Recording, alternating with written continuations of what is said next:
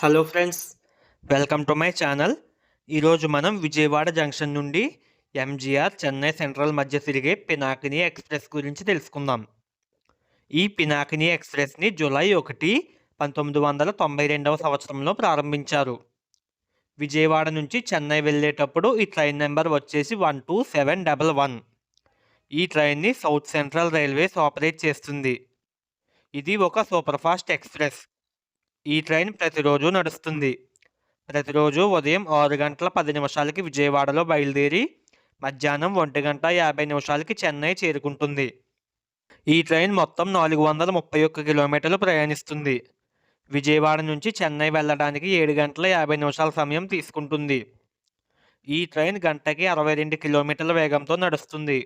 ఇక ఈ ట్రైన్ ఆగే స్టాప్ల వివరాల్లోకి వెళితే విజయవాడ నుంచి చెన్నై మధ్య మొత్తం 12 స్టేషన్లలో ఆగుతుంది. విజయవాడలో బయలుదేరిన ఈ ట్రైన్ తెనాలి జంక్షన్, నిడుబ్రోలు, బాపట్ల, చీరాల, ఒంగోలు, సింగరాయకొండ, కావలి, బిట్రగుంట, నెల్లూరు, గూడూరు జంక్షన్, నాయుడుపేట, సూళ్లూరుపేట స్టేషన్లలో ఆగి తన గమ్యస్థానమైన చెన్నై చేరుకుంటుంది. సో అది గైస్ వీడియో. ఈ వీడియోలో చెప్పిన ఇన్ఫర్మేషన్ కనుక మీకు ఉపయోగపడితే ఈ వీడియోని లైక్ చేసి మన ఛానల్ని సబ్స్క్రైబ్ చేసుకోండి. Thanks for watching.